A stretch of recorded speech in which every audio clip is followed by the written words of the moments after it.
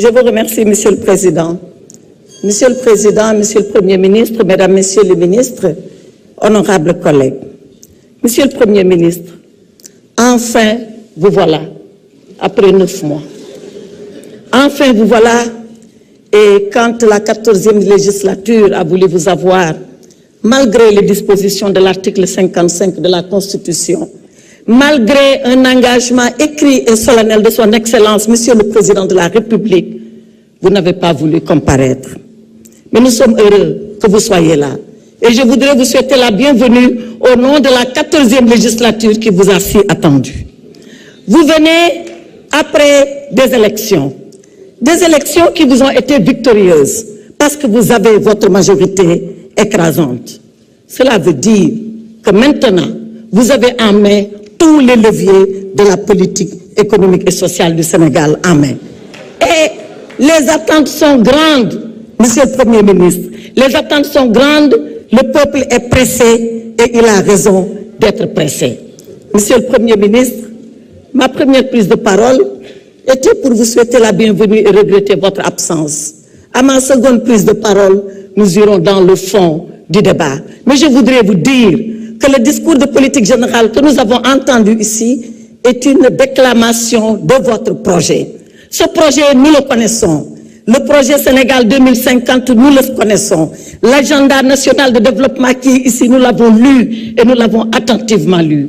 Il contient beaucoup de promesses, mais il contient beaucoup de lacunes. On en a évoqué quelques-unes, on aura l'occasion d'aller dans le fond de ces lacunes. Deux choses guettent votre projet, et c'est des dangers.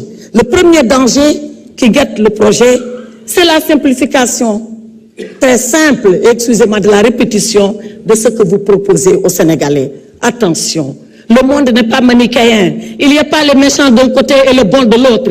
Il y en a partout et dans les deux côtés.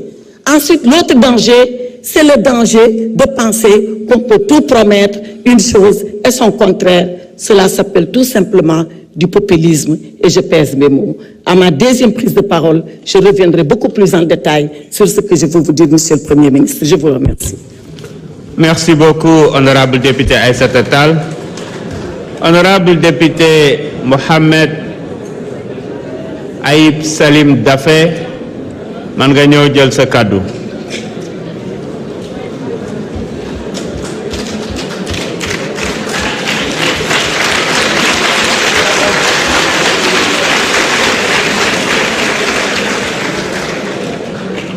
Dernier orateur pour le premier tour. Merci, Monsieur le Président, Monsieur le Premier ministre, chers collègues honorables députés, Messieurs les membres du gouvernement, je m'excuse de la gorge enrouée parce que bu ñuy préparer déclaration de politique générale bi yaakaar naa ni ñun groupe yëpp am jafe-jafe parce que bu ñu laajee suñu groupe ñan ñoo bëgg a jël parole 130 députés yëpp dañu ne dañu bëgg a jël parole ci 130 yooyu moo war ci tànn 34 donc coono boobu ma jàpp léegi nii te xam naa ni jàpp na doon inscrit jàpp na waa Takku Wallu parce que gis naa léegi kenn di ñaxtu 2 minutes am di wax rek wute nag déclaration politique générale bu fii jàlloon at yii passé ak suñu benn collègue nga xam ne gëj naa ko gis depuis ñu installé assemblée nationale bi moom moo fi ñëwoon boobu dañ doon wër nit ñi pour ne leen kaay leen wax donc wute na complètement monsieur le premier ministre maa ngi lay féliciter pour cette déclaration de politique générale vraiment yaakaar naa ni c'est une brillante déclaration parce que lu ñu bëggoon wax yëpp ak question yi ñu bëggoon laaj yëpp pratiquement tontu nga ci. Parce que vous avez été exhaustif et c'est un discours de vérité, un discours de rupture et surtout un discours de la méthode de transformation systémique du Sénégal. Parce que daf nga état des lieux en matière de finances publiques. Gis naa ñu bëri di la ko reprocher, certains par ignorance. D'autres ñoo xam ne ñoom dañoo yàgg ci opacité dañoo yàgg ci loo xam ne nax population yi dañoo yàgg ci manipulation ak yàgg ci travestissement des faits mais yow lu nga def c'est un discours de vérité yow président de la République Bassirou Diomaye Faye une démarche de transparence ba nga xam ne loi nga appliqué loi boo xam ne Assemblée nationale nañ ko voté la loi 2012-22 portant code de transparence dans la gestion des finances publiques ñu ne président de la République suñ ko falee si ñetti weer yi war na def une revue des finances publiques ci revue des finances publiques boobu su ko defee mu def audit lu ñuy wax audit de l'endettement te yaakaar naa ni loolu ngeen def ba pare jébbal ko Cour des comptes am na ñetti weer pour saytu loolu balaa mu ko publier jox ko population bi donc ñu nga koy reprocher yaakaar naa ni soit ils sont de mauvaise foi wala soit ce sont des ignorants beneen bi gis nañ ni également jéego yu ngeen def yow ak sa gouvernement yépp ma leen di féliciter pour sauver le Sénégal d'une catastrophe parce que situation bu ngeen fekk Sénégal c'est une situation catastrophique vous avez pris des mesures immédiates des mesures urgentes pour prévenir la catastrophe et en plus de ça yemu leen ci constat yemu leen ci état des lieux vous avez proposé une alternative mooy l'agenda national de transformation à travers la vision d'un Sénégal souverain juste et prospère ci yooyu wax nga ci par rapport aux 7 ruptures yu nga énoncé ñu nga décliné bu mu ci delluwaat retour de l'ambition jóge ci logique d'urgence jóge ci logique de dépense dem ci logique de résultat jóge ci gestion partisane dem ci participation citoyenne jóge ci gestion centralisée dem vers une gestion territorialisée jóge ci logique d'accaparement dem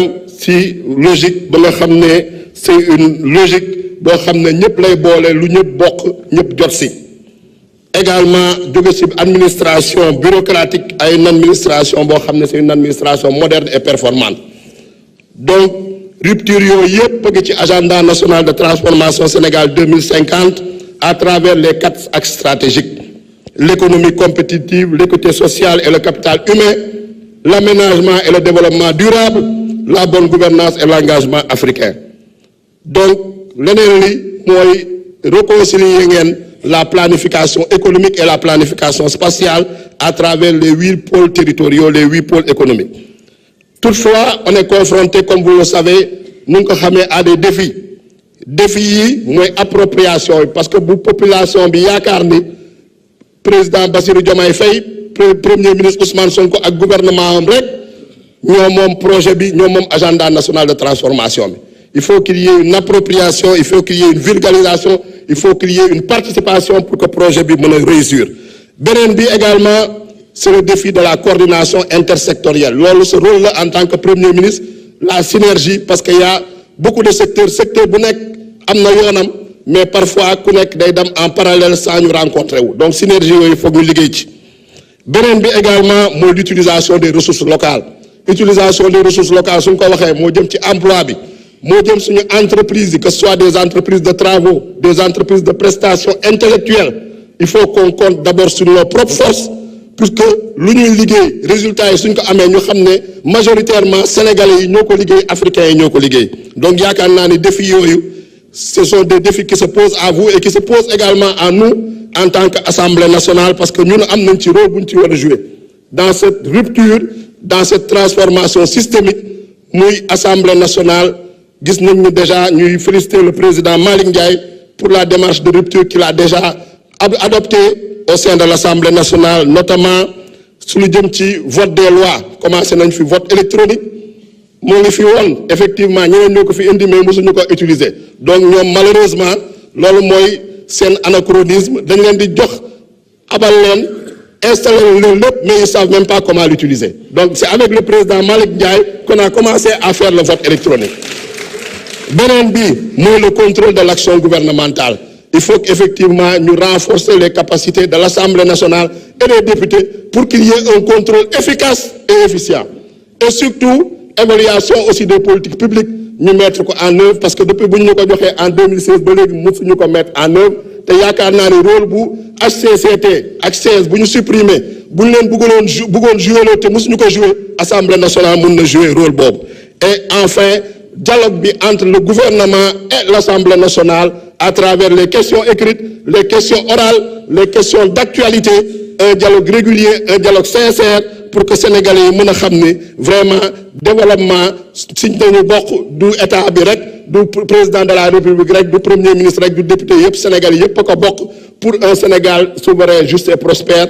Monsieur le premier ministre ñu ngi lay remercier di lay gërëm di la sant te am na ñu fi waxoon sànq ñoom lu ñu tàmbali rek mu échec si weer yee ci ginnaaw ñoom ñoo bëggoon fixer élection yi ñu indi ko décembre 2024 suñu sañoon élection yi du am tey am na koo xam ne ku fi jóge léegi moo fi indi wala loi d'amnistie moo doon avocat bi defaan fi loi d'amnistie te nee nga di nga ko dindi moo tax seen gémmiñ toj na moo tax lu ñu wax jàmm jërëjëf.